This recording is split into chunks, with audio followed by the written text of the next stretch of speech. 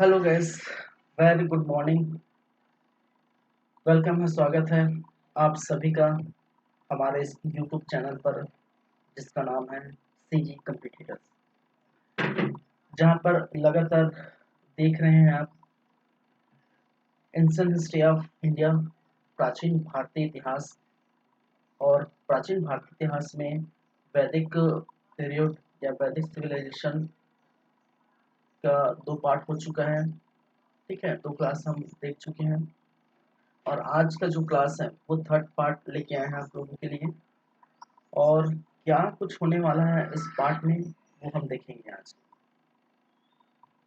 तो आज की क्लास में यदि देखा जाए तो ब्राह्मण ग्रंथ, आरण्यक, उपनिषद, ये हम बातें करेंगे। ठीक है, तो पिछले क्लास में अगर बात करें तो वैदिक साहित्य के अंतर्गत हमने ये देखे थे कि वेदों की बातें की थी। ठीक है, जैसे कि ऋग्वेदों की बातें हमने की थी, कितने सूक्त थे, कितने मंत्र थे, कितने मंडल थे। और इन ऋग्वेद ग्रंथ को या ऋग्वेद को पढ़ने वाले पुरोहित को क्या कहा जाता था, वगैरह वगैरह की बातें की थी। फिर उसी प्रकार सामवेद की बातें की है। ठीक है, सामवेद के बारे में पढ़े। फिर यजुर्वेद के बारे में हमने देखे थे। ठीक है, यजुर्वेद के बारे में पढ़े। फिर अथर्व वेद के बारे में पढ़े। तो ये वेदों के बारे में हमने जो है वैदिक साहित्य में पिछले क्लास में हमने देखे थे। उससे जुड़ी बातें आज हम देखेंगे। ब्राह्मण ग्रंथ, आरण्यक और उपनिषद की बातें हम करेंगे। ठीक है, चलिए।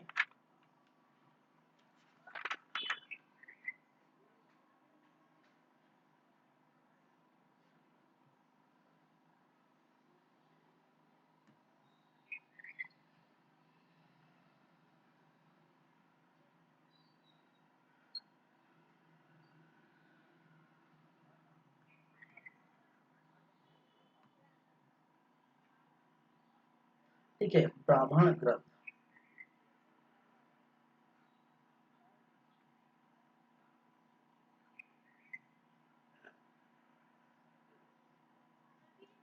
अब ये ब्राह्मण ग्रंथ क्या है भाई?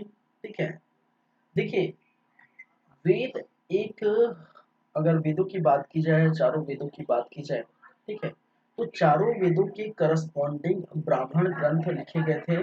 ब्राह्मण ग्रंथ की रचना की गई थी। ब्राह्मण ग्रंथ का मतलब ये है कि उस करस्पॉन्डिंग वेदों को समझने के लिए, ठीक है, जैसे ऋग्वेद है तो ऋग्वेद के करस्पॉन्डिंग एक ब्राह्मण ग्रंथ।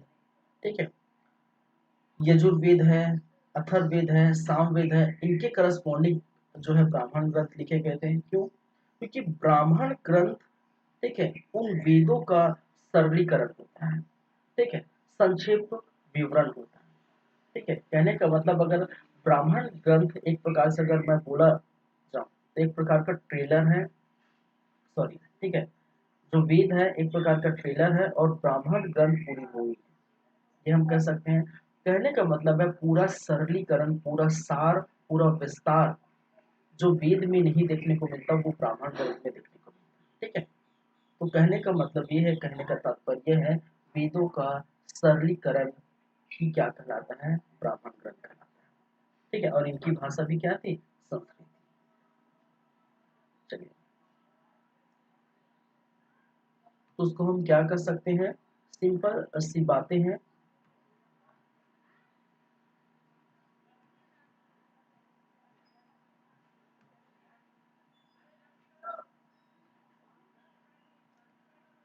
वेदों का सरलीकरण, ठीक है, क्या है? ब्राह्मण ग्रंथ। एक वर्ड में, एक लाइन में अगर मैं बात करूं तो वेदों का सरलीकरण क्या है? ब्राह्मण ग्रंथ है। ठीक है, और इनकी भी जो भाषा है वो किस भाषा में लिखी गई थी? ये भी संस्कृत में लिखी गई। तो संस्कृत में लिखी गई, ठीक है, ब्राह्मण ग्रंथ वेदों के सरलीकरण के रूप में हम देखने को मिलता है। और ये अनेक जो है ब्राह्मण ग्रंथ देखने को मिलेगा। ठीक है, चलिए।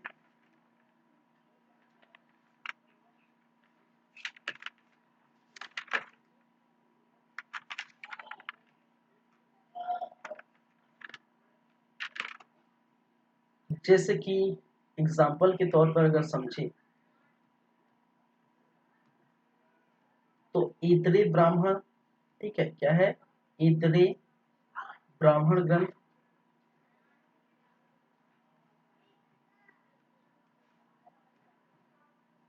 ठीक है, पंचविश ब्राह्मण ग्रंथ, पंचविश ब्राह्मण ग्रंथ,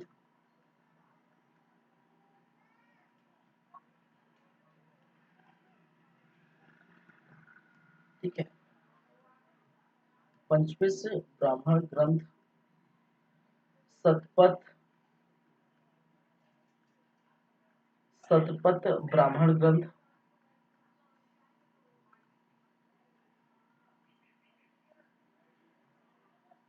कुछ ब्राह्मण ग्रंथ के नाम, मैत्राणी ब्राह्मण ग्रंथ, मैत्रायणी ब्राह्मण ग्रंथ,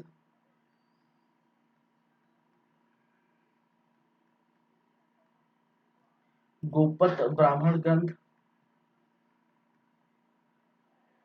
ठीक है, गोपत ब्राह्मण ग्रंथ,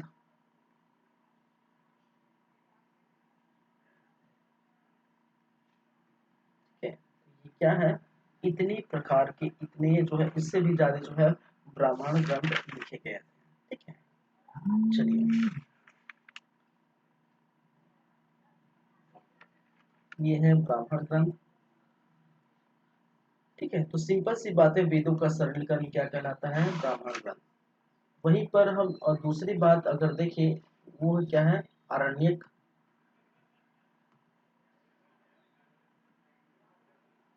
क्या है, आरण्यक।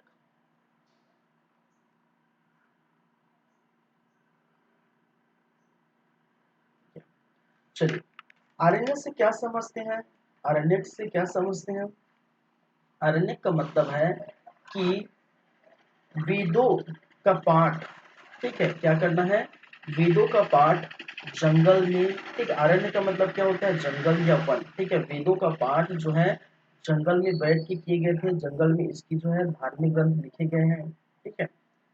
और ये ब्राह्मण ग्रंथों के अंतिम भाग के रूप में जाना जाता है, ठीक है, ब्राह्मण ग्रंथ के अंतिम भाग के रूप में क्या करते हैं, जानते हैं, जाना जाता है, ठीक है। तो कहने का मतलब है,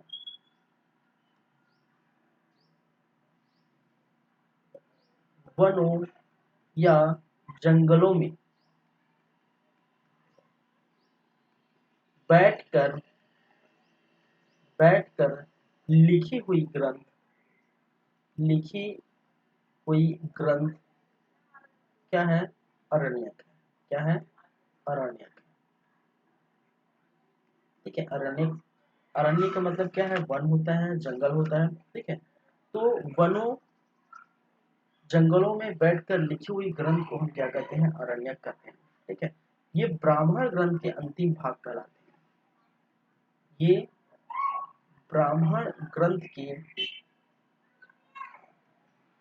क्या है, अंतिम भाग है, अंतिम भाग कहलाते हैं, ठीक है। और इनकी भी जो भाषा है वो क्या है, जाहिर सी बात है, इनकी भी जो भाषा है वो संस्कृत भाषा है, ठीक है। इनकी जो भाषा है वो क्या है, संस्कृत भाषा है, ठीक है। जैसे प्रमुख आरण्यक की हम बातें करें, प्रमुख आरण्यक,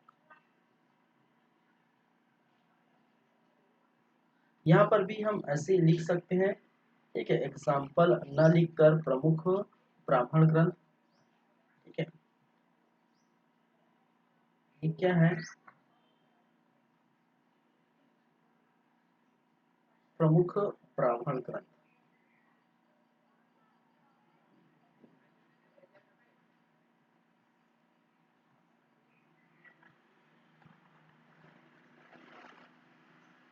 ठीक है।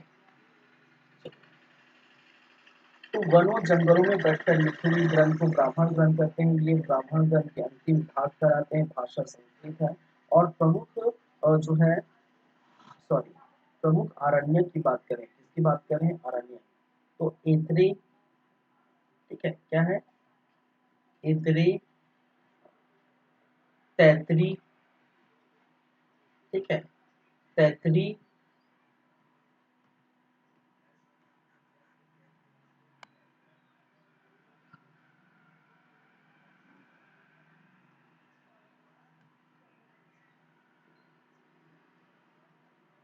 तैतरी, इतरी, तैतरी, संखायन,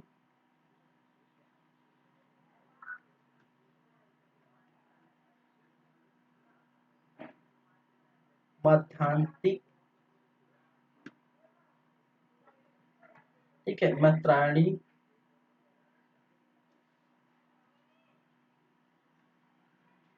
मैत्रायणी,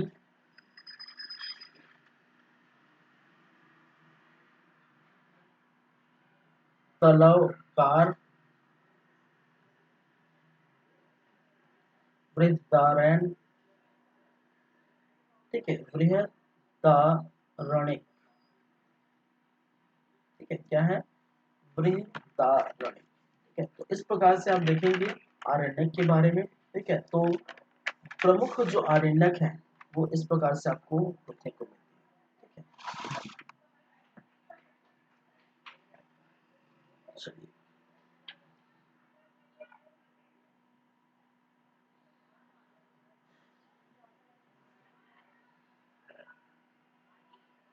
ये हो गए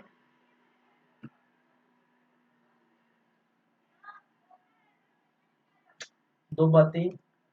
उसके बाद हम थर्ड की तरफ चलेंगे। थर्ड जो बातें हैं वो क्या है, उपनिषद। क्या है, उपनिषद, उपनिषद।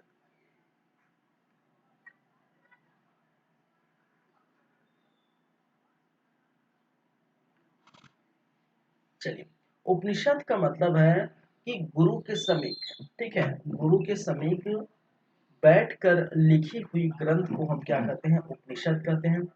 और इनको वेदांत के नाम से भी जानते हैं, ठीक है। किस नाम से जानते हैं, वेदांत के नाम से भी जानते हैं। तो क्या बातें हैं, गुरु के समीप, गुरु के समीप या गुरु के पास बैठकर लिखी हुई ग्रंथ, लिखी हुई ग्रंथ उपनिषद है। क्या है, उपनिषद है। पहली बातें। दूसरी बातें, इसे वेदांत के नाम से भी जाना जाता है, ठीक है, इसे वेदांत भी कहते हैं।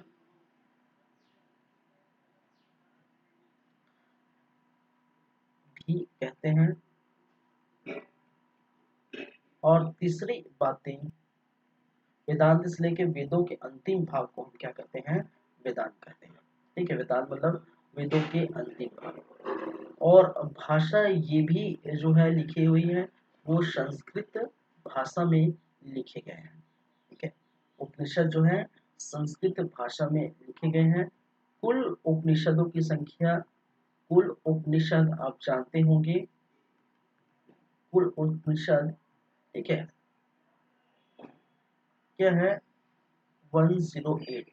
क्या है, कुल उपनिषदों की संख्या क्या है, 108, जिसमें से प्रमाणित जो उपनिषद उपलब्ध हुई है, ठीक है, प्रमाणित उपनिषद जो देखने को मिलते हैं वो कितने हैं, 12, ठीक है। प्रमाणित जो उपनिषद है वो 12 है फिलहाल अभी, लेकिन टोटल और जो संख्या है वो उपनिषदों की कितनी है, 108 है। चलिए, कुछ प्रमुख उपनिषदों की हम बातें करते हैं, ठीक है। प्रमुख उपनिषद कौन कौन से हैं, प्रमुख उपनिषद,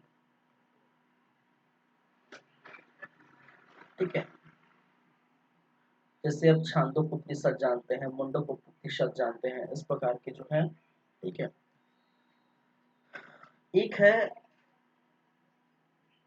बृहदारण्यकोपनिषद, उपनिषद, ठीक है, बृहदारण्यकोपनिषद, बृहदारण्यकोपनिषद, ये सबसे प्राचीन उपनिषद है। इनके बारे में अगर कहा जाए तो ये सबसे क्या है, प्राचीन उपनिषद के नाम से जाना जाता है। ये बातें, बृहदारण्यकोपनिषद एक क्या है, प्राचीन उपनिषद है, ठीक है। मुंडकोपनिषद आप जानते हैं, मुंडकोपनिषद, निषद, ठीक है।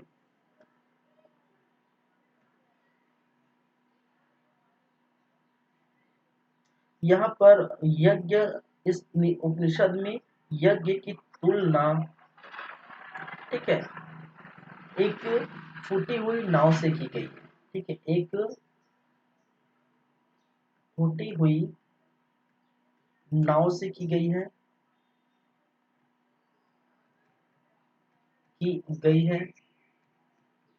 और जानते हैं इसी मुंडकोपनिषद से, ठीक है, जो सत्यमेव जयते जो प्रतीक देखने को मिला है, ठीक है, भारत का जो है, ठीक है,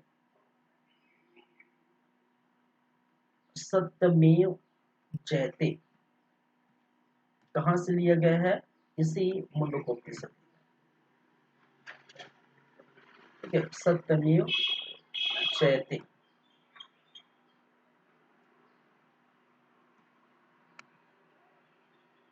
ठीक है, सत्यमेव जयते कहाँ से लिया गया है, इसी मुंडकोप से लिया गया है, मुंडकोपनिषद से लिया गया है। एक और जो है देखने को मिलता है जाबालोपनिषद, क्या है, जाबालोप, ठीक है, जाबालोपनिषद, और जाबालोपनिषद में आपको देखने को मिला है 4 आश्रम की बातें की है। वो क्या 4 आश्रम है देखेंगे, ठीक है, 4 आश्रम का उल्लेख, 4 आश्रम का उल्लेख जो है किस निषद में की गई है, जाबालोपनिषद, ठीक है, आश्रमों का उल्लेख,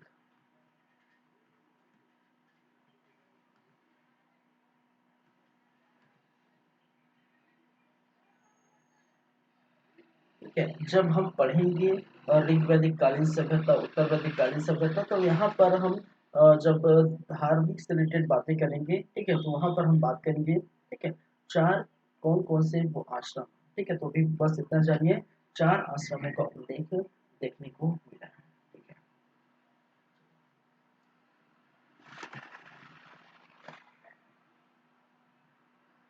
मैं इस तरफ लिख देता हूँ,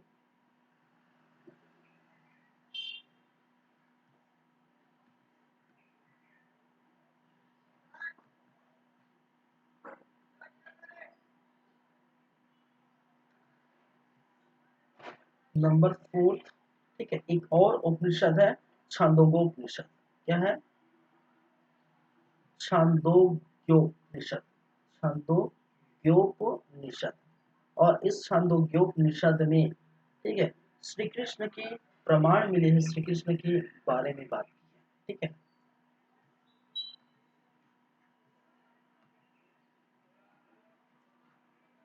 श्री कृष्ण के प्रमाण किस उपनिषद में देखने को मिला है, ठीक है, छांदोग्योपनिषद में देखने को, चलिए, ईशोपनिषद एक और है, ईशोपनिषद, ईशोपनिषद, और इस ईशोपनिषद में, ठीक है, कर्म करो, कर्म की जो है, ठीक है, कर्म करो और फल की चिंता मत करो, ऐसी बात किसमें कही गई है, ईशोपनिषद, ठीक है, कर्म करो, ठीक है, एवं फल की चिंता मत करो, फल की चिंता मत करो, कहा जाता है ना कि कर्म करो भाई, फल तो मिलेगा ही, ठीक है, तो कर्म करो, फल की चिंता मत करो, ऐसी बातें कहाँ पे की गई, ईशोपनिषद में। वहीं पर एक और है जिसे कहा गया है कठोपनिषद, क्या है, कठोपनिषद, और कठोपनिषद में मृत्यु की अवधारणा देखने को मिली है, क्या है, मृत्यु की अवधारणा कहाँ पर है, कठोपनिषद, ठीक है, तो उपनिषद जिसकी जो संख्या है, ठीक है, उपनिषद जिसकी जो संख्या है, मैंने कहा इसकी जो संख्या है, उपनिषद जिसकी जो संख्या है वो टोटल 108 है, ठीक है, और इसमें से 12 ही है जो क्या है, प्रामाणिक रूप से उपलब्ध है, जो है उपनिषद देखने को मिलता है। चलिए, तो ये है उपनिषद। उपनिषद का मतलब है गुरु के समीप बैठ कर लिखी हुई जो ग्रंथ है, ठीक है, उसको हम क्या कहते हैं, उसको कहते हैं उपनिषद। ठीक है, गुरु के समीप बैठ कर लिखी हुई ग्रंथ को क्या कहा गया है, उपनिषद कहा गया है। और ये वेदांत है क्योंकि वेदों के अंतिम भाग, ठीक है, वेदांत है।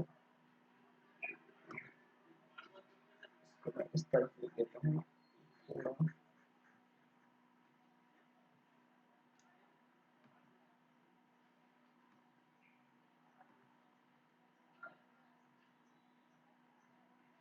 प्रामाणिक, ठीक है,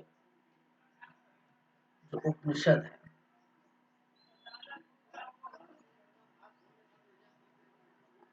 कितने हैं, वो है 12। ठीक है, प्रामाणिक उपनिषद कितने हैं, संख्या भी कितनी है, वो है 12। चलिए, तो इस तरफ से आप देख पाते हैं उपनिषद की बातें कुल जो है 108 है। और जिसमें से प्रमुख उपनिषद की क्या क्या अवधारणा है, क्या क्या बातें हैं, वो यदि हम देखें तो इस प्रकार से बृहदोपनिषद में क्या देखने को मिला है, ठीक है, ये एक प्राचीन क्या है, उपनिषद है। वहीं पर हम मुंडकोपनिषद की बातें करें तो मुंडकोपनिषद में क्या बातें की गई हैं, ठीक है, यहाँ पर जो है सत्यमेव जयते, ठीक है, सत्यमेव जयते यही से क्या किए गए हैं, लिए गए हैं, ठीक है। और यज्ञ की तुलना, ये क्या लिखा है, यज्ञ, ठीक है, यज्ञ की तुलना किससे की गई है, ठीक है, टूटी हुई नाव से की गई है, ठीक है। जबालोपनिषद 4 आश्रमों का उल्लेख देखने को मिला है, ठीक है, इसकी चर्चा हम करेंगे, क्या है 4 आश्रम, ठीक है, जब आएगा समय। छांदोग्योपनिषद श्री कृष्ण के जो है प्रमाण देखने को मिले हैं। ईशाकोपनिषद कर्म करो, कर्म की करो, फल की चिंता बिल्कुल मत करो, ऐसी बातें ईशोपनिषद में की गई है। कठोपनिषद में मृत्यु की अवधारणा देखने को मिलती है। तो इस प्रकार से उपनिषद, ठीक है, चलिए 108 देखने को मिला, ठीक है।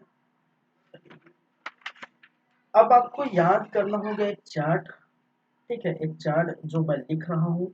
और उस चार्ट में एक तरफ वेद रहेंगे, एक वेद के कुछ उपवेद रहेंगे, ठीक है, ठीक है, और कुछ पुरोहितों के नाम रहेंगे, ब्राह्मण ग्रंथ कहेंगे, उपनिषद आरण्यक सभी रहेंगे। तो एक चार्ट में आपको जितना भी मैंने पढ़ाया पिछला, ठीक है, पिछला जितना एक डेढ़ क्लास हुआ है वो पूरा इसमें कंप्लीट आपको देखने को मिलेगा, ठीक है।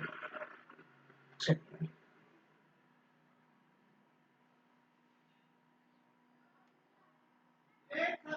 चलिए एक तरफ हम देखेंगे वेद, ठीक है, एक तरफ वेदों के नाम देखेंगे,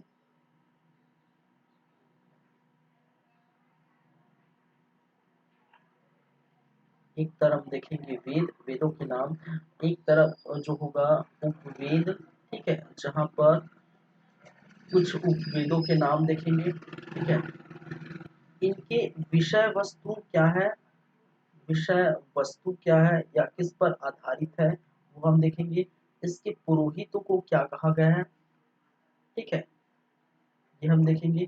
इनके ब्राह्मण ग्रंथ, ठीक है, ब्राह्मण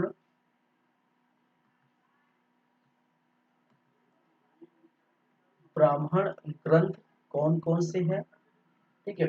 इनके उपनिषद कौन कौन से हैं, उपनिषद, और इनके आरण्यक कौन कौन से हैं, ठीक है, आरण्यक कौन कौन से हैं, ठीक है। बस ये चार्ट आपको क्या करनी है, याद रखनी है, ठीक है।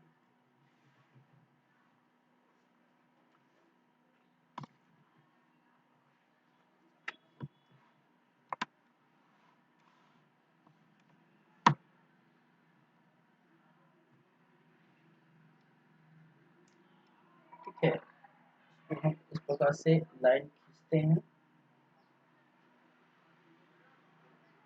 थोड़ा सा तिरछा हो जा रहा है, प्रॉपर वे में हम बातें करेंगे।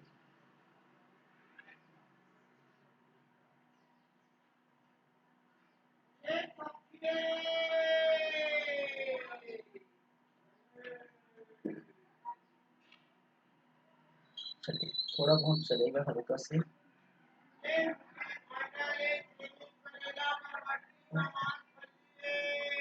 थोड़ा से अच्छा हो जा रहा है।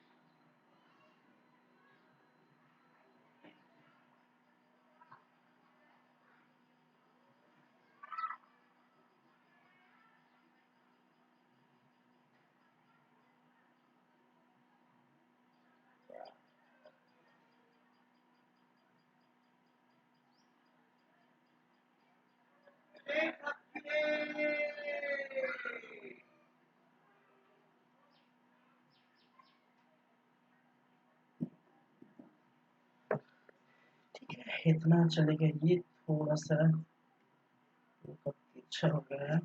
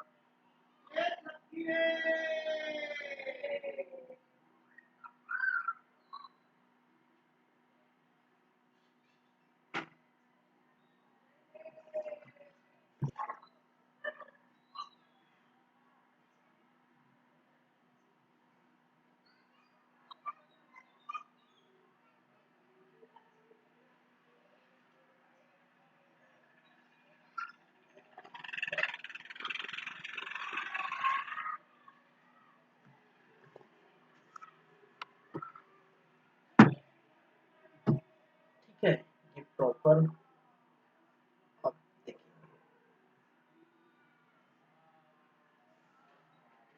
चलिए, तो एक तरफ वेदों की बात कर लें तो कौन कौन से वेद है। एक वेद जिसको हमने ये कहते हैं ऋग्वेद। क्या है? ऋग्वेद। क्या है? ऋग्वेद। और ऋग्वेद की जो वेद है, सॉरी उपवेद है, उसको हम क्या किस नाम से जानते हैं? आयुर्वेद। किस नाम से जानते हैं? आयुर्वेद। ऋग्वेद का उपवेद क्या है?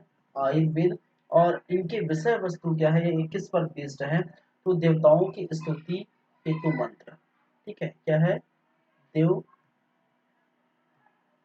इसको हम पढ़े हैं, देवताओं की, ठीक है,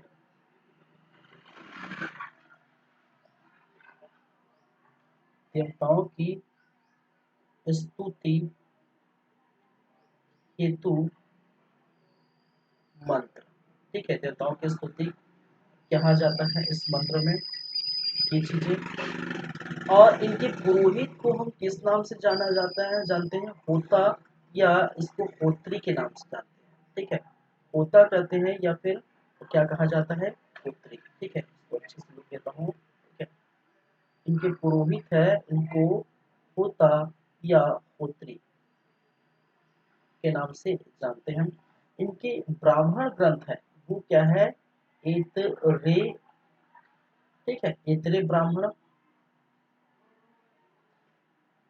ठीक है, ऋग्वेद के ब्राह्मण ग्रंथ है एतरे। उपनिषद है एतरे एवं आपकी कौशिकी। ठीक है, क्या है? कौशिकी। कौशिकी। और आरण्य क्या है? ये भी है एतरे एवं, ठीक है, कौशिकी।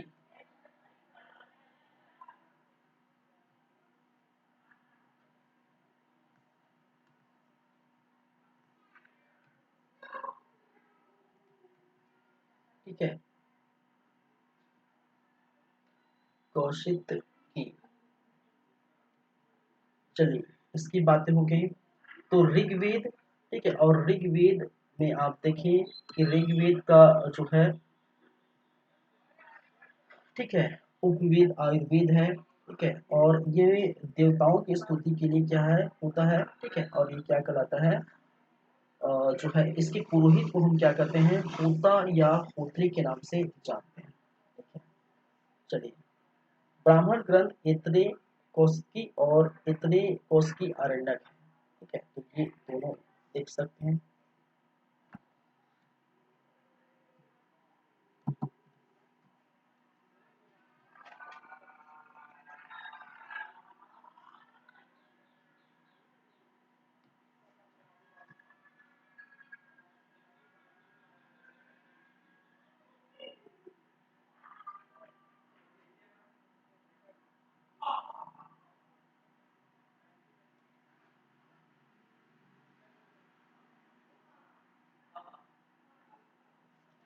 ये हो गया है। चलिए, दूसरा जो है सेकंड, जो है हम देखेंगे ऋग्वेद के बाद जो आता है उसका नाम, तो वो है सामवेद।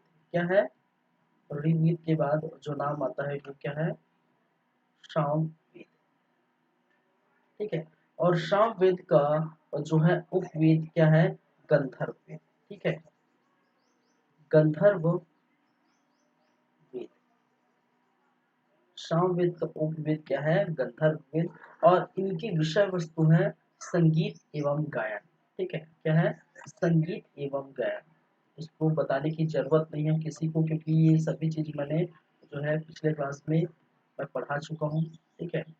संगीत एवं गायन किसके है, सामवेद के विषय।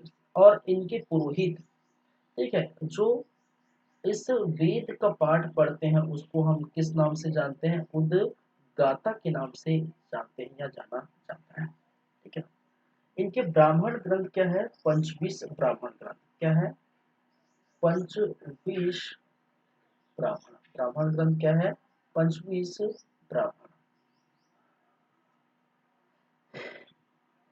छांदोको उपनिषद, ठीक है, उपनिषद क्या है इसका, छांदोग्योपनिषद,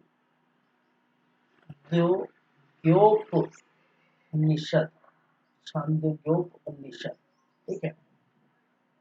चलिए, और एक और है जैमिनी उपनिषद। क्या है, जैमिनी। मैं सिर्फ जैमिनी लिख रहा हूँ, जैमिनी उप लिख रहा हूँ, समझिए, जैमिनी उपनिषद, क्योंकि स्पेस नहीं है, ठीक है। यहाँ पर भी सेम टू सेम छांदों, छांदोग्योप, ठीक है, और जैमिनी, जैमिनी, ठीक है, याद रखिए।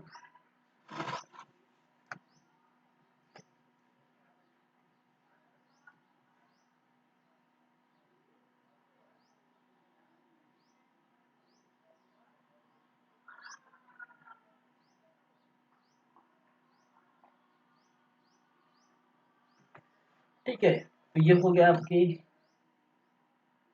कौन सा, सामवेद। और सामवेद के बाद जो है आप जानते हैं क्या है, यजुर्वेद। क्या है, यजुर्वेद, ठीक है। और यजुर्वेद का जो है उपवेद है धनुर्वेद, ठीक है, क्या है, धनुर्वेद।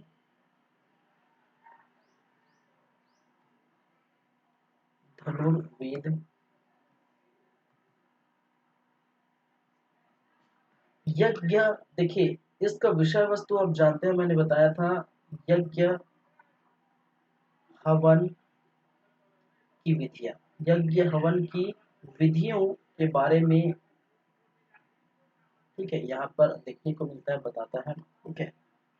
चलिए, ये थोड़ा उसकी कंपेयर में थोड़ा बड़ा हो गया है, ठीक है, इसको लिखें यजुर्वेद और धनुर्वेद।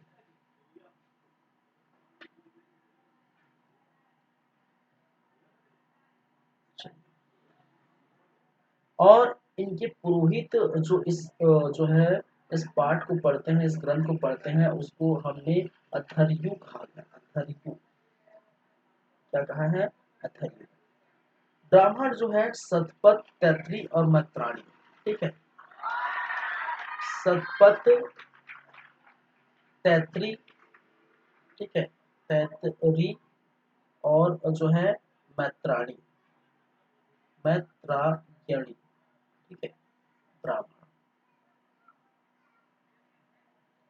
कौन कौन से ब्राह्मण ग्रंथ? सतपथ, तैतरी और मैत्राणी।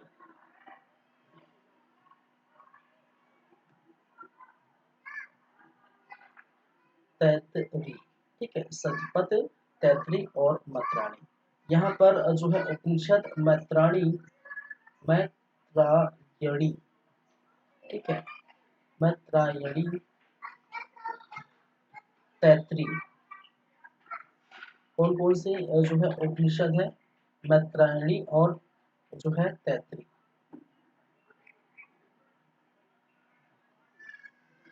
और आरण्यक जो है वो भी सेम है, सतपथ, ठीक है, तैतरी और मैत्राणी, मैत्रायणी, ठीक है। ये आप चलिए, तो ये चीजें आपको याद रखनी है, ये बहुत ही ज्यादा इम्पोर्टेंट है, ठीक है। क्वेश्चन जो है आपके इतने पढ़े उनमें से ये बहुत इम्पोर्टेंट यहाँ से क्वेश्चन पूछे जाते हैं, ठीक है।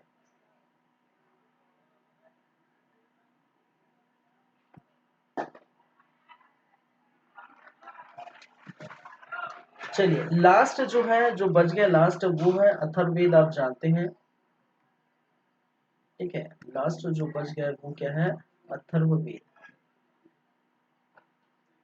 ठीक है। क्या है? अथर्ववेद। और अथर्ववेद का जो है उपवेद है वो है शिल्पवेद। क्या है? शिल्पवेद, ठीक है। यहाँ पर विषय वस्तु आप जानते हैं, जादू टोना, ठीक है, भूत प्रेत, वशीकरण, ठीक है, जादू टोना, भूत प्रेत, वशीकरण। यहाँ पर कृषि के प्रमाण भी मिले हैं, मौसम संबंधी जानकारी भी मिली है, ठीक है। मौसम की जानकारी, कृषि के प्रमाण और औषधि संबंधी जानकारी भी मिली है, ठीक है। यहाँ पर बहुत सारी चीजें हमने पिछली क्लास में देखे हैं, ठीक है। इनके बारे में जब पढ़े थर्ड के बारे में, तो जादू टोना, टोना टोटका, भूत प्रेत, वशीकरण, कृषि संबंधित जानकारी, मौसम संबंधित जानकारी और औषधि से रिलेटेड भी जो है बातें, ठीक है। चलिए,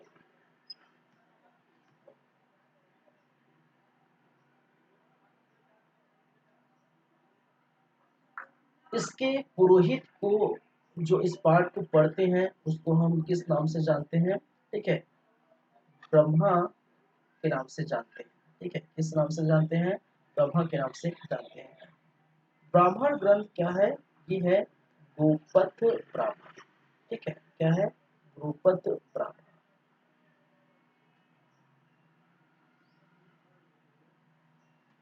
उपनिषद मुंडकोपनिषद और मांडूकोपनिषद, ठीक है। मुंडो, ठीक है,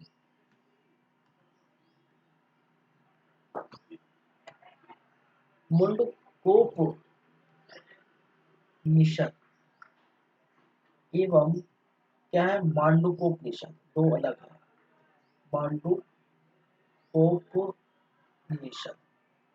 याद रखिए, जो सत्यमेव जयते की मैंने बात की है वो मुंडकोपनिषद है, वहां से लिया गया है, मांडूकोपनिषद नहीं है। कभी कभी क्वेश्चन में यही कंफ्यूज क्रिएट होता है कि सत्यमेव जयते को किस उपनिषद से लिया गया है, तो वो क्या है? मुंडकोपनिषद, ठीक है, मांडूकोपनिषद नहीं।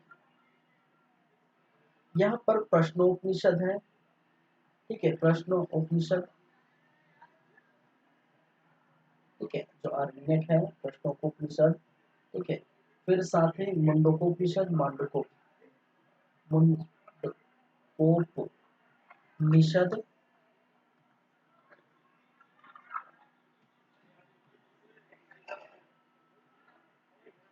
मुंडकोपनिषद, और मांडूकोपनिषद, मांडूकोपनिषद।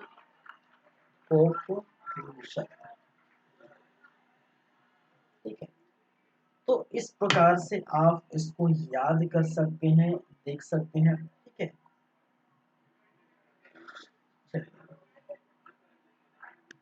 ये जितने भी मैंने पिछले क्लास में पढ़ाए हैं, ठीक है, वो इसमें आपको पूरा डिटेल में ये पेज अगर याद कर लेंगे, ठीक है, तो इसी पेज से आपका क्वेश्चन पूछा जाता है। ठीक है, इनके वेदों के बारे में पूछे जाते हैं, इनके विषय वस्तु के बारे में पूछा जाता है, इनसे रिलेटेड पुरोहितों के बारे में पूछे जाते हैं, इनसे रिलेटेड ब्राह्मण ग्रंथ कौन है वो पूछे जाते हैं, इनसे रिलेटेड उपनिषद कौन है, या इनसे रिलेटेड आरण्य कौन सा है। ठीक है,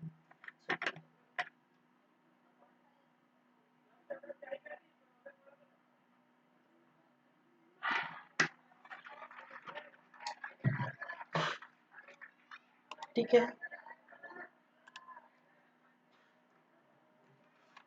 तो एक तरह से हम बोल सकते हैं प्रॉपरली जो है ये हो चुका है आपका। ठीक है, जितने भी हम पिछले क्लास में, ठीक है, देखें और अभी तो प्रॉपरली परिचय देख चुके हैं वैदिक सभ्यता में। ठीक है, और आर्य के बारे में जानकारी भी हमने देखी है। ठीक है, वैदिक साहित्य पूरा हो चुका है जहाँ पर वेदों की चर्चा हमने की थी, फिर ब्राह्मण ग्रंथ के बारे में देखे थे, अरण्य के बारे में देखे, उपनिषद के बारे में देखे। ठीक है, ये सभी के बारे में हमने बात कर चुके हैं। अब जब बात आएगी तो वो किस पर हम बात करेंगे, वो बात करेंगे। ठीक है, वैदिक सभ्यता को दो भागों में डिवाइड किया गया था। ठीक है, एक ऋग वैदिक कालीन सभ्यता और दूसरा उत्तर वैदिक कालीन सभ्यता। ठीक है, तो इसकी चर्चा हम करेंगे। ये भी बहुत ज्यादा इंपॉर्टेंट, यहाँ से भी क्वेश्चन पूछे जाते हैं। इससे सामाजिक जीवन पर रिलेटेड बातें, आर्थिक जीवन से रिलेटेड बातें, ठीक है, राजनीतिक और धार्मिक जीवन से रिलेटेड बातें। ठीक है, चलिए, तो ये हम देखेंगे, इसकी हम चर्चा करेंगे। ठीक है, तो देखते रहिए, हमारा यूट्यूब चैनल लगातार जारी है। ठीक है,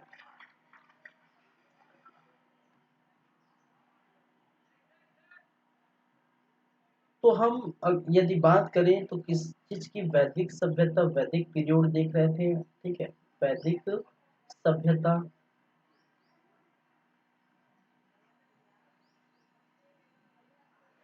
ठीक है,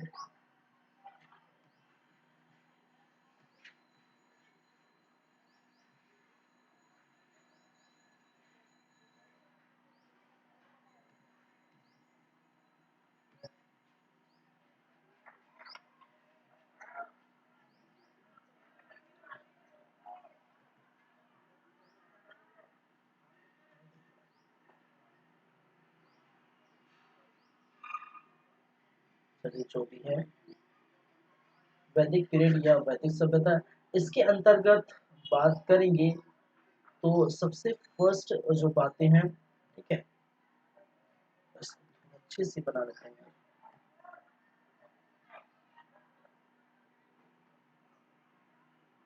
चलिए,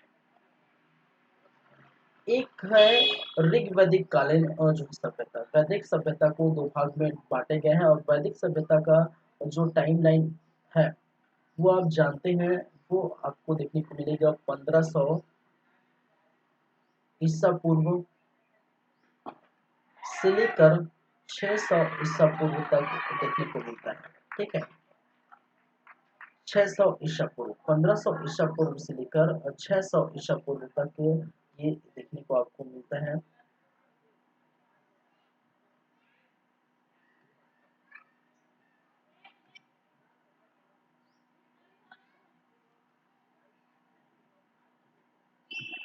जिसमें से आप देख पाएंगे, सबसे पहली जो है बातें हम करेंगे वो ऋग वैदिक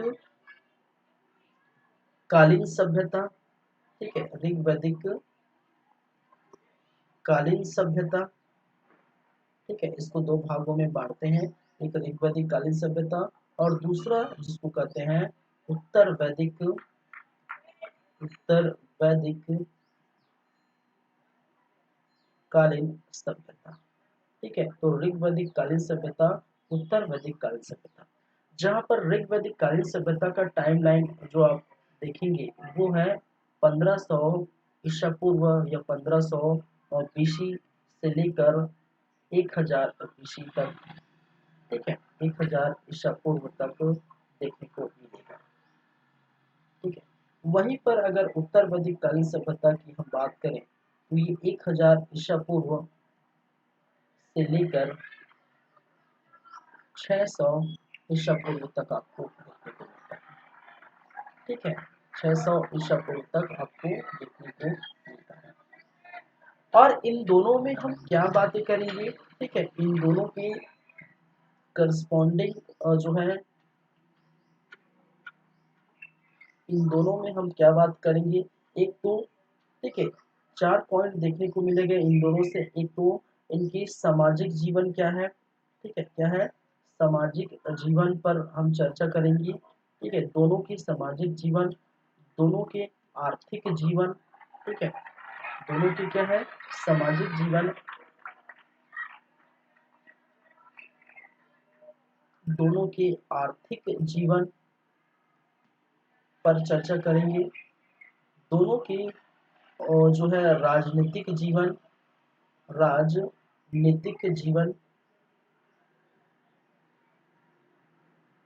और दोनों के जो है धार्मिक जीवन, क्या है, धार्मिक जीवन, धर्म से जुड़ी बातें जो क्या कहलाती हैं, धार्मिक जीवन। ठीक है, सामाजिक जीवन, आर्थिक जीवन, राजनीतिक जीवन और धार्मिक जीवन।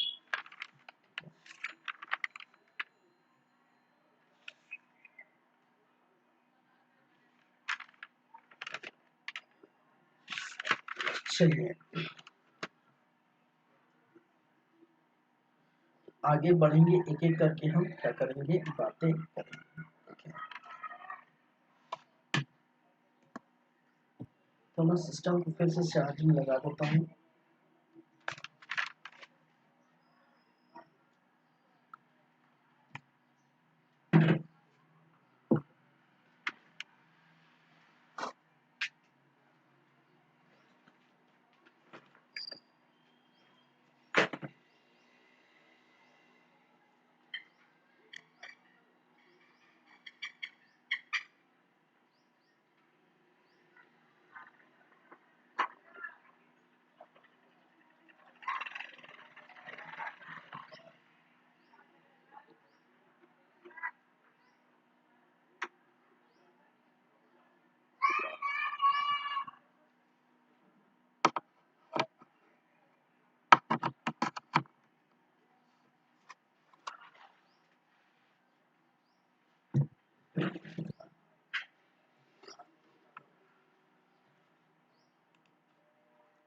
और जस्ट वेट करिए।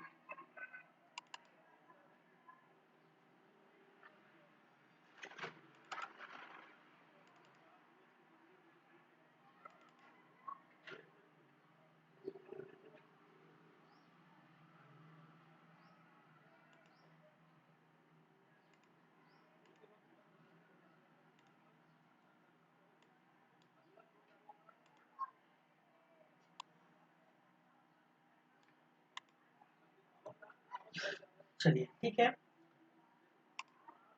तो वैदिक सभ्यता और वैदिक सभ्यता,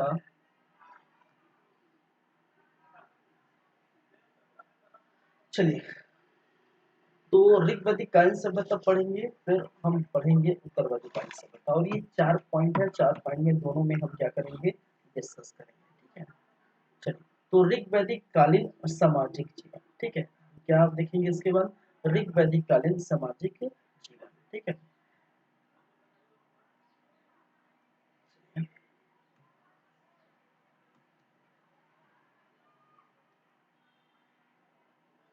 लेकिन फर्स्ट हम अगर बात करें ऋग्वैदिक कालीन समाज, ठीक है, सीधा हम बोल सकते हैं ऋग्वैदिक कालीन क्या है, समाज। तो समाज,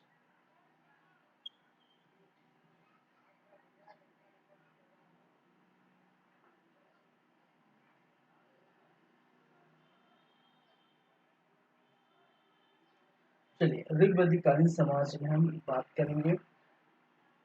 इस ऋग्वैदिक कालीन समाज में तीन भागों में फिर से हम डिवाइड करके हम पढ़ेंगे। तीन भागों में हम बात करेंगे समाज कैसा था। ठीक है, हम किस मुद्दों पर बात कर रहे हैं, सामाजिक मुद्दों पर बात कर रहे हैं। ठीक है, तो समाज कैसा था उसकी हम चर्चा करेंगे। ठीक है, और जिसके अंतर्गत हम ये देखेंगे।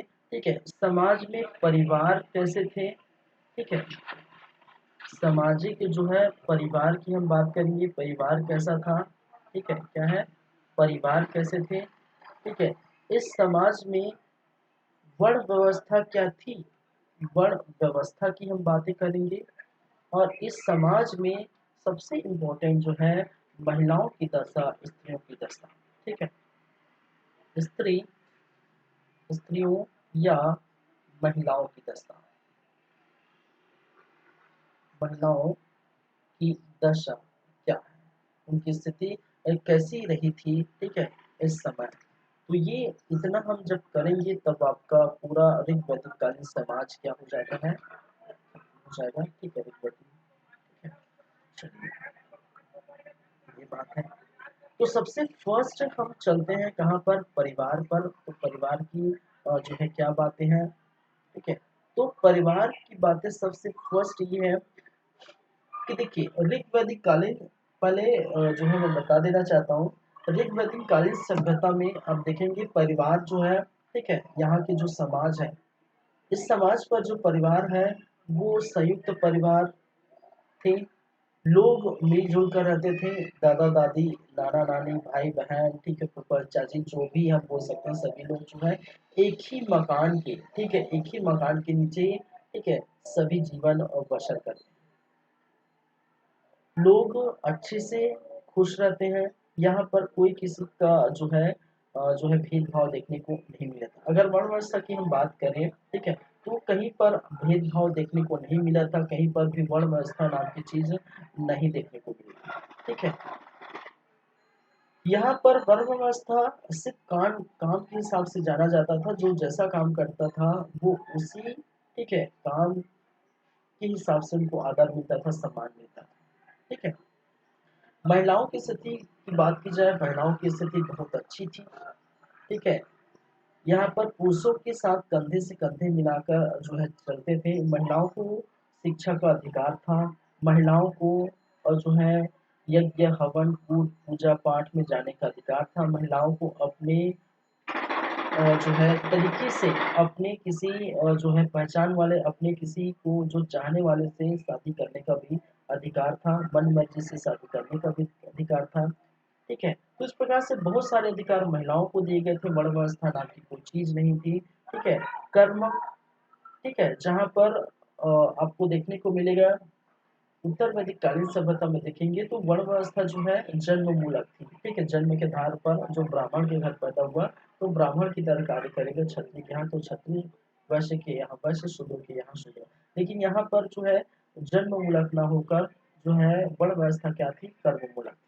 ठीक है, कर्म मूलक, कर्म के हिसाब से उनकी जो है, ठीक है, जैसा कर्म करेगा वैसी जो है, ठीक है, उनको जो लगता है वैसी कार्य करिए। ठीक है, चाहे वो किसी वर्ण से आते हैं, किसी समाज से आते हैं, किसी वर्ग से आते हैं। ठीक है, वो कोई नहीं मायने रखता था। ठीक है, चलिए तो यही हम देखें बेसिकली परिवार कैसा था। परिवार जो है संयुक्त परिवार था। क्या था, संयुक्त परिवार था। और पूरा जो है एक ही छत के नीचे सभी लोग जीवन निर्वाह करते थे। ठीक है, यहाँ के मुखिया के रूप में, हालांकि मुखिया जो है पिता थे। ठीक है, मुखिया क्या है, पिता है, और इसीलिए इसको पितृ सत्तात्मक जो है समाज कहा जाता है। ठीक है, क्या है, पितृ सत्तात्मक समाज। ठीक है, यहाँ का मुखिया कौन होते हैं, पिता होते हैं, और पितृ सत्तात्मक समाज कहा जाता है। हालांकि यहाँ का मुखिया पिता है, लेकिन माता को भी क्या किया गया है, ठीक है, यहाँ पर समान अधिकार जो है देखने को मिला है, दिए गए हैं। ठीक है, चलिए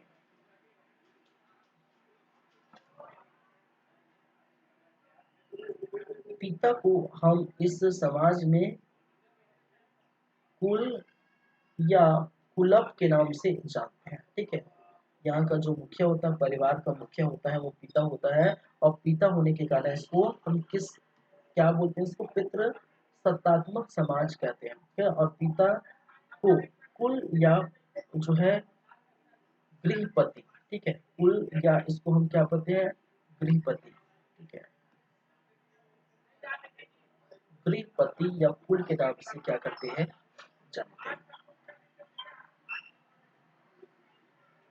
समाज में पुत्र का महत्व क्या था, महत्व अधिक था। ठीक है, समाज में हालांकि पुत्र का जो है महत्व अधिक था, लेकिन पुत्री भी जो है, पुत्री भी पुत्री भी ठीक है, पुत्री को भी समान अधिकार थे। ठीक है, पुत्री को भी क्या थे, समान अधिकार थे, समान अधिकार थे। ठीक है, तो मैंने क्या कहा, संयुक्त परिवार होते थे, मुखिया पिता होता था, पितृ सत्तात्मक इसलिए कहा गया है। पिता इस परिवार का कुल कहते थे या गृहपति। ठीक है, पुत्र का महत्व, हालांकि पुत्र का महत्व जो है अधिक था। ठीक है, और पुत्र का महत्व अधिक था, और पुत्री को भी यहाँ पर समान अधिकार देखने को मिला।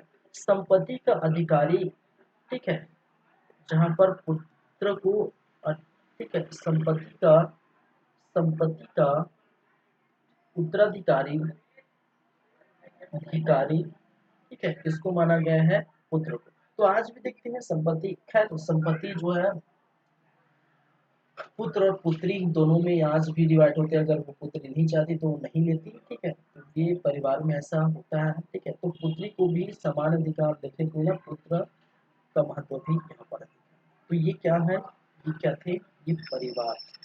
ठीक है, ऋग वैदिक कालीन समाज के अंतर्गत ये क्या है, परिवार। परिवार की बात अगर सब देखें तो उसके बाद हम बात करेंगे वर्ण व्यवस्था। क्या है, वर्ण व्यवस्था।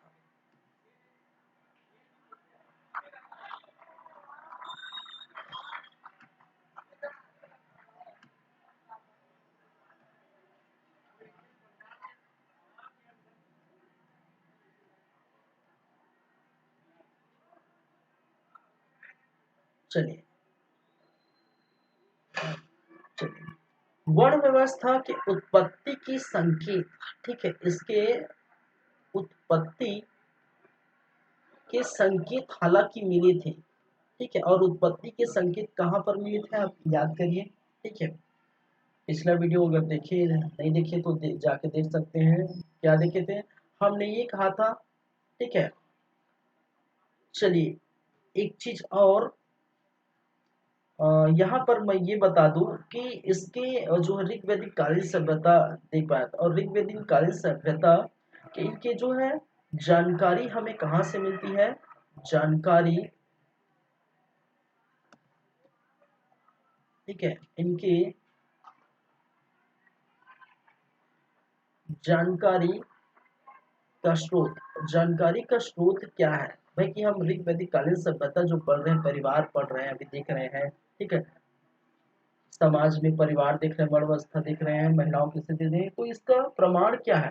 ठीक है, हम कैसे कह सकते हैं कि समाज ऐसा था। ठीक है, तो कोई ना कोई तो स्रोत होगा, कोई ना कोई तो प्रमाण होगा।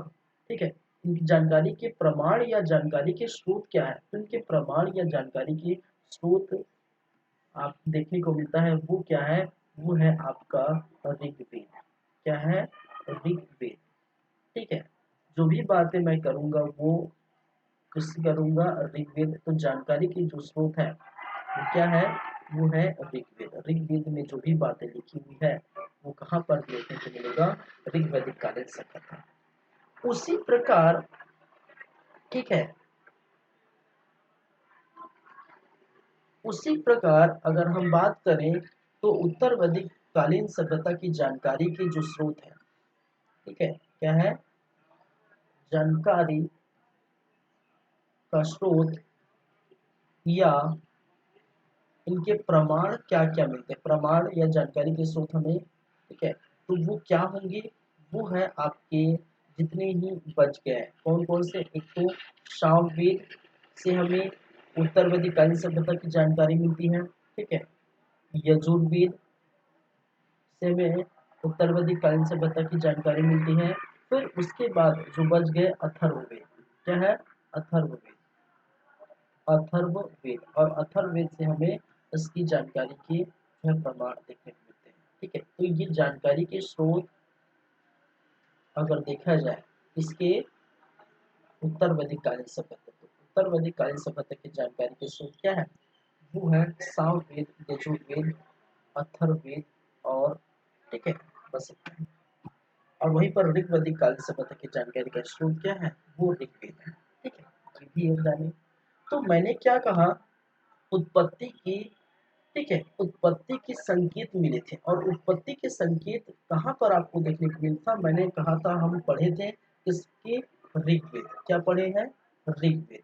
और ऋग्वेद पढ़े हैं। और ऋग्वेद में हम जानते हैं कितने हैं? 10 मंडल थे। ठीक है, क्या थे? ऋग्वेद में 10 मंडल थे। और 10 मंडल में आप जानते हैं 2 से 7 मंडल जो है क्या थे? वो क्या थे? पुराने हैं। ठीक है, पुराने मतलब प्राचीन मंडल थे। 2 से 7 क्या थे? प्राचीन या पुराने थे। और जो बच गए, ठीक है, और कौन कौन से बच गए? 1 बच गए, 8 बच गए, 9 बच गए, और कौन से बच गए? 10। ठीक है, 1 9 8 10। ठीक है, 1 8 9 और 10। ठीक है, कितने? 10 मंडल। और ये मंडल क्या थे? नए मंडल थे, नवीन मंडल थे। कितने हैं? नवीन थे, नए मंडल। ये हम देखे थे ऋग्वेद में। ठीक है, 10 मंडल की बातें की थी ऋग्वेद में। टोटल 10 मंडल थे। मंत्रों की संख्या जो है आपकी 10,558। सूक्तों की संख्या 1,028। मंडल की संख्या 10। ठीक है, ये हम देखे थे। ठीक है, तो जो 10वें मंडल थे, इनके जो 10वां मंडल था कौन सा? ठीक है, जो 10वें मंडल थे, इसी 10वें मंडल, ठीक है, इसी 10वें मंडल में हम देखे थे एक जो है क्या है? नदी सूक्त। ठीक है, एक होता है पुरुष सूक्त, पुरुष सूक्त। दूसरा है नदी सूक्त। क्या है? नदी सूक्त। और दूसरा विवाह सूक्त। ठीक है, विवाह सूक्त। ये हम देखे थे, पढ़े थे। जहां पर यहाँ पर विवाह सूक्त में 25 जो है 8 विवाहों का संकेत मिले थे। 8 विवाह देखिए। नदी सूक्त में जो है 25 नदियों का क्या मिला था? ठीक है, उल्लेख मिलता था। और वहीं पर पुरुष सूक्त में क्या बताई गई थी? पुरुष सूक्त में वर्ण व्यवस्था की बातें की गई है। वर्ण व्यवस्था, ठीक है,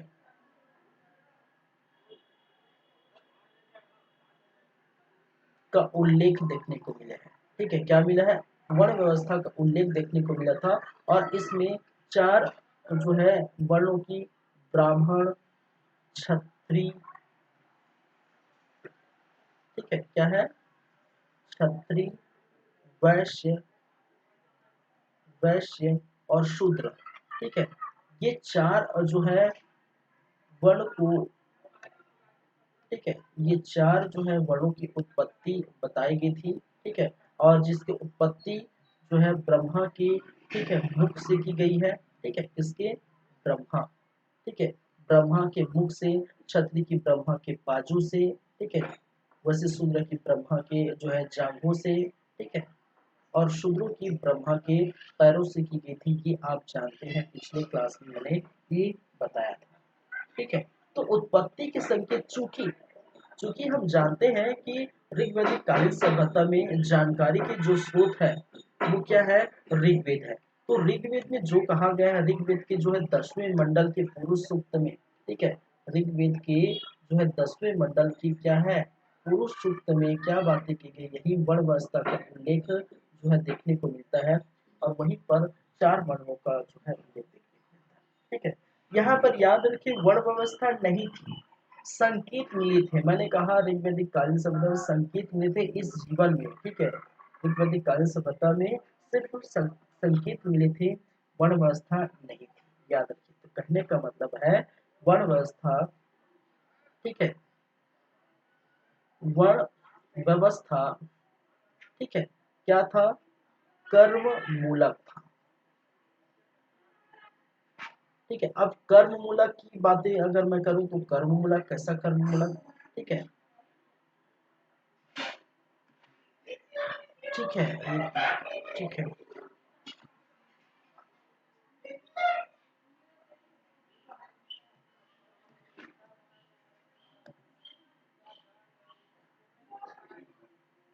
चलिए, वर्ण व्यवस्था कैसा था?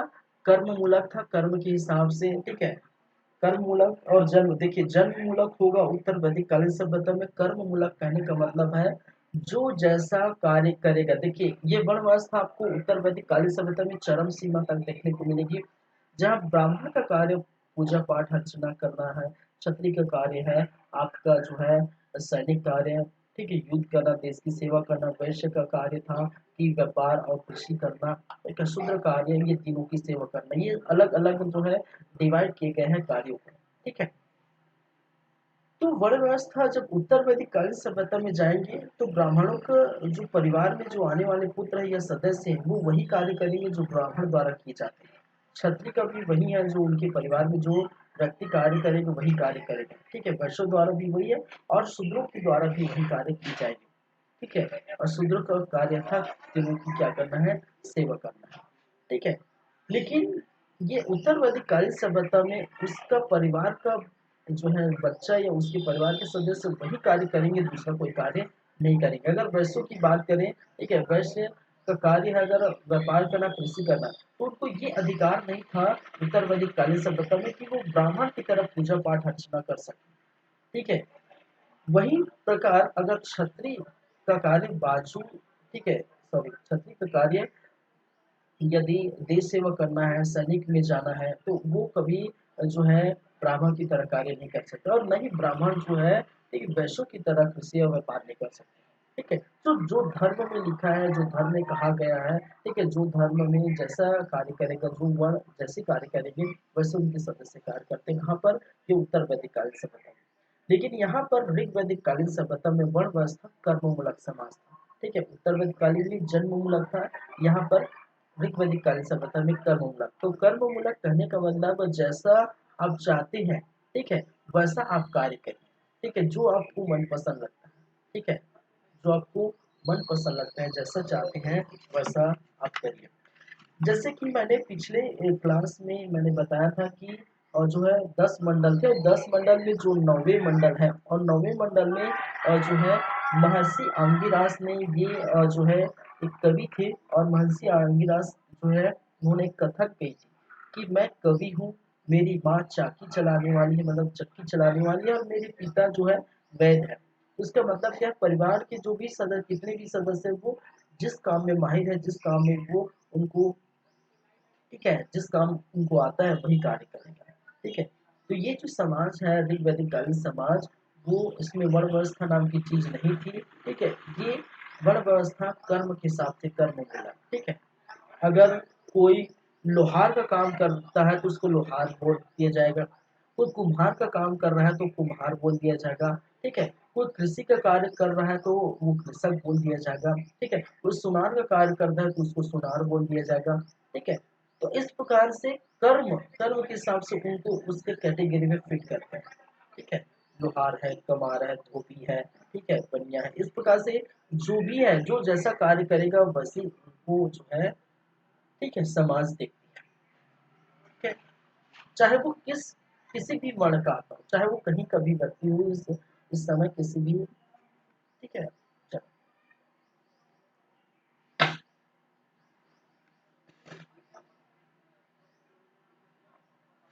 तो वर्ण व्यवस्था नहीं, तो यहाँ पर जाति व्यवस्था, जाति और गोत्र व्यवस्था भी नहीं। ठीक है, जाति एवं गोत्र व्यवस्था भी नहीं। इसका मतलब क्या है, उच्च नीच का भेदभाव नहीं था। ठीक है, क्या है, उच्च नीच का भेदभाव नहीं था।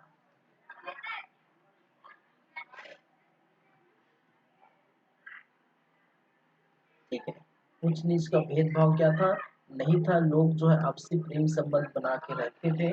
ठीक है। तो ये समझिए समाज में सभी ठीक ठाक थे।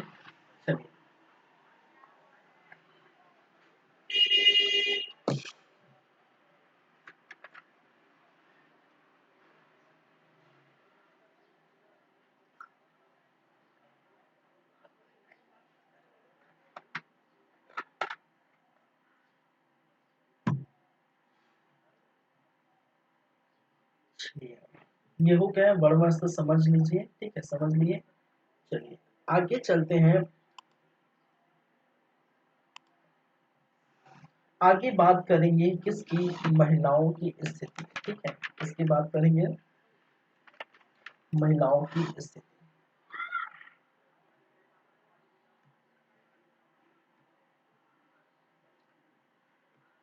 ये जो कौन सा ये क्या था, ये फर्स्ट था अरिबदी कालीन समाज, ये दूसरा है नहीं, समाज के अंदर ही हम देख रहे हैं क्या है, वर्ण व्यवस्था, ठीक है।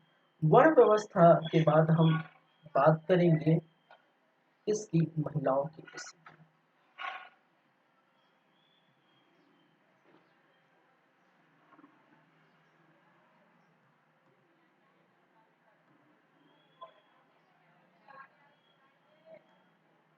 महिलाओं की स्थिति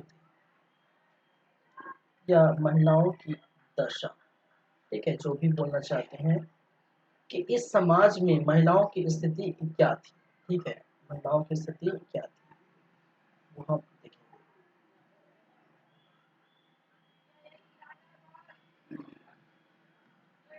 चलिए ठीक है,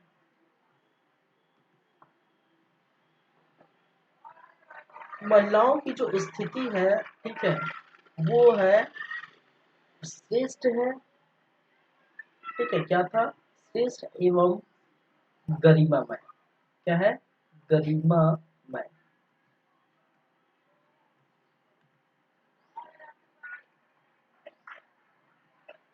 ठीक है। अब हम किस कारण से हम कह सकते हैं कि महिलाओं की स्थिति श्रेष्ठ और गरिमामय थी, ठीक है, क्योंकि महिलाओं से जो संबंधित जो कुरीतियां हैं, ठीक है, महिलाओं से संबंधित जो कुरीतियां हैं वो नहीं थी।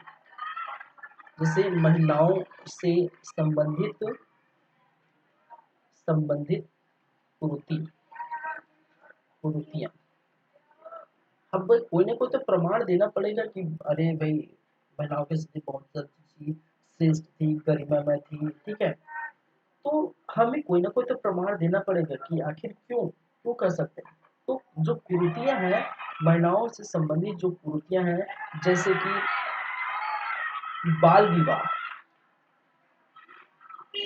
बाल विवाह, ठीक है, जैसे कि पर्दा प्रथा, पर्दा प्रथा,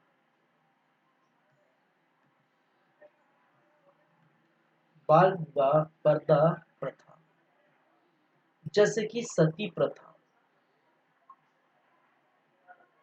ये सभी क्या थे, ये सभी नहीं थे, ठीक है, क्या है, नहीं मिलते या नहीं देखते, ठीक है। हम तो कुछ ना कुछ आपको तो प्रमाण देना पड़ेगा भी, ठीक है। अगर आप कह रहे हैं कि महिलाओं की स्थिति बहुत अच्छी थी, उनकी जो है सिस्टम गरिमा में थी, ठीक है, तो महिलाओं से संबंधित कुरीतियां मैं यहीं पे लिख देता हूँ, नहीं थी, ठीक है, नहीं, उसको लिखने से कोई मतलब नहीं, ठीक है, इसको पूरा सेंटेंस लिख देता हूँ। महिलाओं की संबंधित कुरीतियां नहीं थी, जैसे कि बाल विवाह, पर्दा प्रथा, सती प्रथा, ऐसी कोई कुरीतियां नहीं थी। इसी कारण, ठीक है, इस समय हम क्या कर सकते हैं, ठीक है, श्रेष्ठ और गरिमा में। चलिए दूसरी हम बात करें तो इनको शिक्षा का भी अधिकार था, ठीक है, क्या क्या अधिकार प्राप्त हुए थे, ठीक है, हम इसको इस प्रकार से लिखें, ठीक है, अधिकार प्राप्त, तो क्या क्या अधिकार प्राप्त हुए थे, एक तो उनको शिक्षा का अधिकार था, किसका अधिकार था, शिक्षा का अधिकार था, ठीक है, क्या था? शिक्षा का अधिकार। तो बेटी बचाओ बेटी पढ़ाओ जाते हैं ना, ठीक है। तो इसी प्रकार से वहां पर भी उतने ही वर्षों पहले, ठीक है, 5-8 हजार वर्षों पहले शिक्षा का अधिकार महिलाओं को दिया गया था, ठीक है। चलिए। साथ ही पैतृक संपत्ति में अधिकार था, पिता की संपत्ति, ठीक है। पैतृक संपत्ति में, पैतृक संपत्ति में अधिकार उनको दिया गया था, ठीक है। यज्ञ हवन पूर्ण आदि कार्यों में जो है भाग लेने का अधिकार था, ठीक है। क्या है? यज्ञ हवन कुंड, ठीक है, धार्मिक अनुष्ठान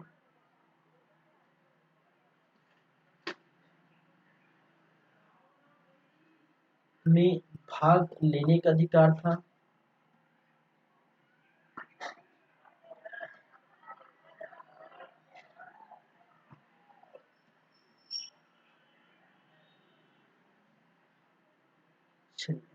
मन मर्जी से जो है शादी करने का अधिकार था, ठीक है। मन मर्जी से शादी करने का अधिकार था,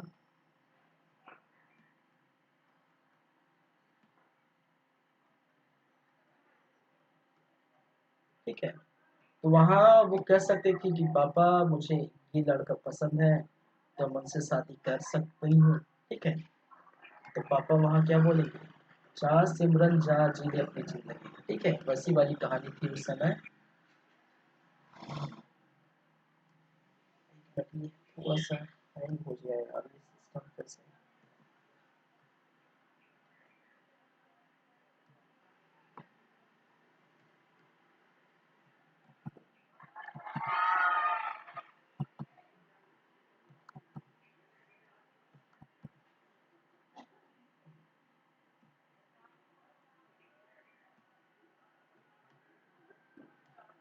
चलिए, मन मर्जी से शादी करने का अधिकार क्या था? प्राप्त था, ठीक है।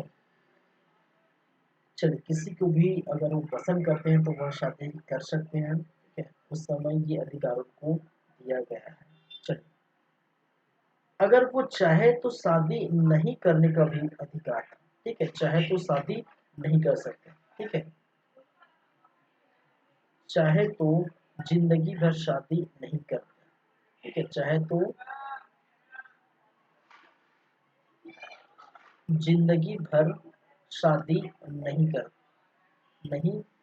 सकती, ठीक है। ऐसा भी अधिकार दिया गया था कि लड़की चाहे तो मैं शादी जिंदगी भर नहीं कर सकती हूँ, ठीक है।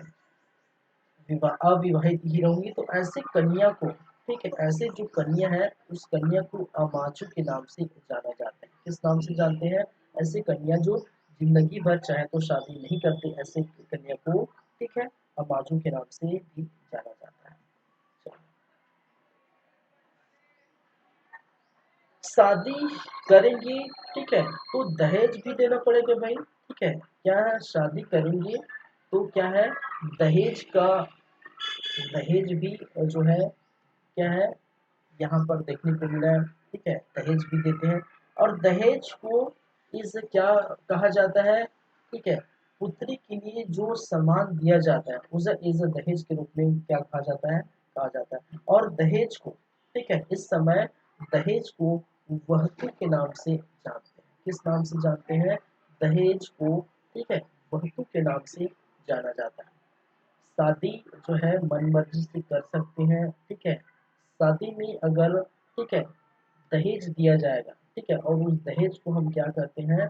उस दहेज को हम आजू के नाम से जानते हैं, ठीक है। और दहेज का मतलब ये नहीं भाई कि भाई अरे यार मुझे कार चाहिए, सोना चांदी चाहिए, घोड़ा चाहिए, हाथी चाहिए, दुनियादारी, ठीक है, ये सब फालतू बातें हैं। वैसा ऐसा नहीं मांगा जाता, ठीक है। दहेज का मतलब है कि पुत्री को पिता द्वारा दिया गया, ठीक है, अपनी मर्जी से कोई गिफ्ट, ठीक है। पुत्री को उनके पिता द्वारा दिया गया मर्जी से गिफ्ट ही क्या कहलाता है? वो क्या कहलाता है, दहेज। और दहेज को उस समय किस नाम से जानते हैं, वहतु के नाम से जानते हैं। चाहे तो जिंदगी भर ये शादी करना भी नहीं चाहती तो नहीं कर सकती थी, और ऐसे कन्या को अमाजू के नाम से जाना जाता है। ऐसे कन्या को किस नाम से जाना जाता है, अमाजू के नाम से जानते हैं, अमाजू के नाम से जाना जाता है। ठीक है, चलिए आगे चले तो यहाँ पर जो है विधवा पुनर्विवाह भी प्रचलित है। ठीक है, क्या है, विधवा, विधवा, ठीक है, सॉरी, विधवा पुनर्विवाह। ठीक है, विधवा जो है पुनर्विवाह का प्रचलन था।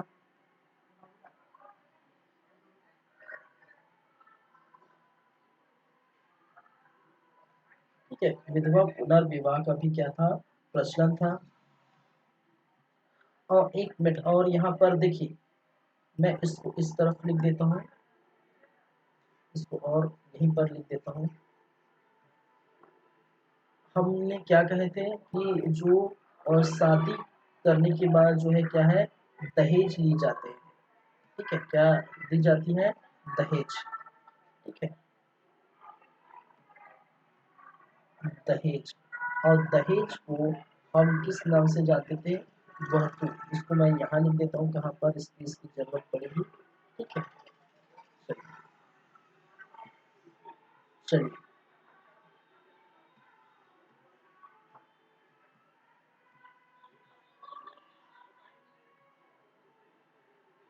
शिक्षा का अधिकार के बारे में हम बात कर रहे थे। शिक्षा का अधिकार था, और शिक्षा के अधिकार के देखे कोई जो है कुछ जो है विदुषी महिला का नाम सामने आता है। ठीक है, कुछ विदुषी, विदुषी महिलाएं।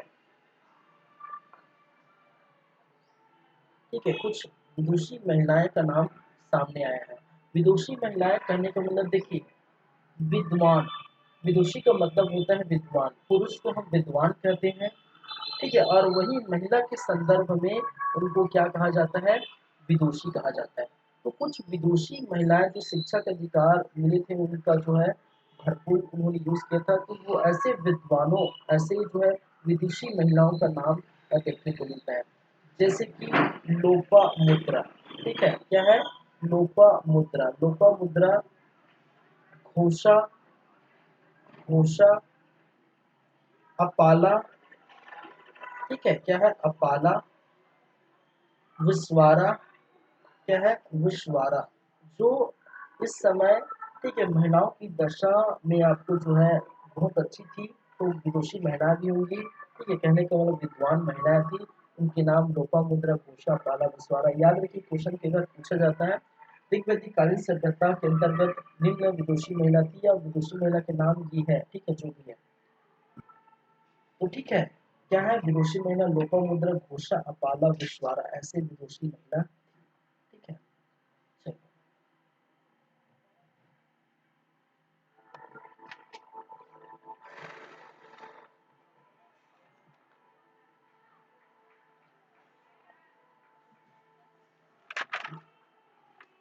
चलिए आगे चलिए। मैंने क्या कहा, विधवा पुनर्विवाह देखने को मिलता था। ठीक है, चलिए,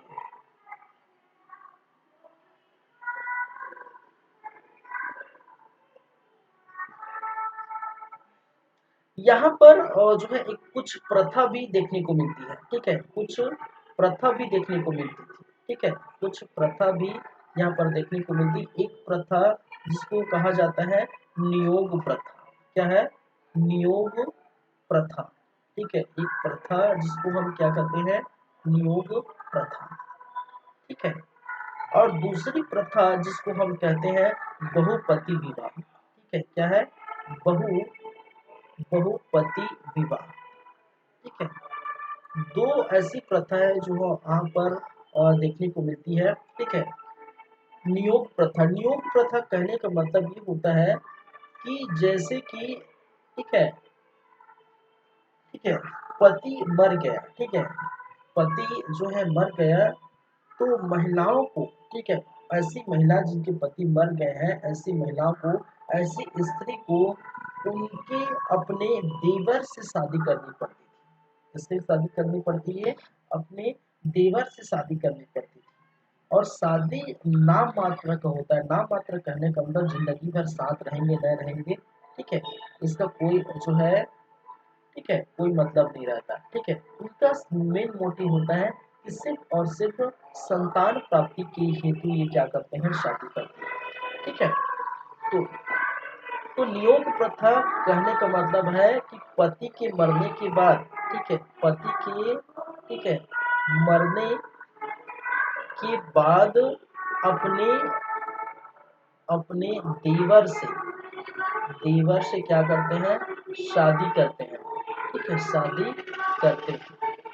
ठीक है, और शादी जो है, ठीक है, शादी सिर्फ और सिर्फ किसके लिए की जाती है? सिर्फ संतान प्राप्ति हेतु। ठीक है, शादी या विवाह सिर्फ और सिर्फ किसके लिए? संतान प्राप्ति के लिए। ठीक है, संतान प्राप्ति हेतु। ठीक है, शादी किस लिए की जाती है? विवाह किस लिए की जाते हैं? सिर्फ और सिर्फ संतान प्राप्ति के लिए क्या करते हैं? और इससे जो है, ठीक है, इससे जो संतान होंगे, ठीक है, इनसे जो है, जो संतान होंगे, ठीक है, इससे जो पुत्र होंगे, ऐसे पुत्र को जो है क्षेत्रज के नाम से जाना जाता है। ऐसे पुत्र, ठीक है, जो इनसे होंगे, ठीक है, पति के मरने के बाद अपने देवर से शादी रचाएंगे, और शादी, ठीक है, रचाएंगे सिर्फ और सिर्फ संतान प्राप्ति हेतु। और संतान प्राप्ति हो गया तो ऐसे संतान को किस नाम से जानते हैं? क्षेत्रज के नाम से जानते हैं। ठीक है, अब बहुपति विवाह जानते हैं, एक से अधिक पति। ठीक है, एक से अधिक पति, अधिक पति का प्रचलन था। एक से अधिक पति का क्या था? प्रचलन। ठीक है, तो ये क्या कहलाएगा? बहुपति विवाह। ठीक है, तो इस प्रकार की चीजें आपको क्या करने को पड़ती है? देखने को मिलती है। ठीक है, चलिए, तो यहाँ पर हमने बहुत सारी चीजें पर चर्चा की है। ठीक है, यहाँ पर बातें की हैं। ठीक है, तो लगातार जारी है हमारी क्लासेस। और आज का क्लास जो पार्ट 3 वैदिक पीरियड का पार्ट 3, ठीक है, जिसमें हमने वैदिक साहित्य ग्रंथ, ब्राह्मण ग्रंथ, आरण्यक उपनिषद देखे और वैदिक कालीन समाज की बातें हमने की। ठीक है, तो आज की क्लास हम यहीं पर रखेंगे। ठीक है, और नेक्स्ट क्लास जो होगी वो समाज के बाद हम बात करेंगे ऋग्वैदिक कालीन जो है आर्थिक जीवन, ऋग्वैदिक कालीन जो है राजनीतिक जीवन, और ऋग्वैदिक कालीन क्या है? सामाजिक जीवन पर हम चर्चा करेंगे। तो इसके बाद ये सभी पॉइंट जो दिख रहे हैं, आर्थिक जीवन, राजनीतिक जीवन, ठीक है, और धार्मिक जीवन, ये सब बातें हम करेंगे। ठीक है, ये ऋग्वेद कालीन, और उसी प्रकार उत्तर वैदिक कालीन सभ्यता में भी सेम टू सेम यही बातें हम करेंगे। उसके बाद ही वैदिक सभ्यता समाप्त हो जाएगा। तो फिर से मैं बोल रहा हूँ, ये 3 लेक्चर आज की, ठीक है, आज कल की ये 3 लेक्चर किसका हुआ? ठीक है, वैदिक पीरियड का। और 2 लेक्चर और होगा। ठीक है, क्योंकि फिर आपने आर्थिक, राजनीतिक और धार्मिक एक लेक्चर में हम देखेंगे, और फिर एक लेक्चर में पूरा उत्तर वैदिक कालीन सभ्यता।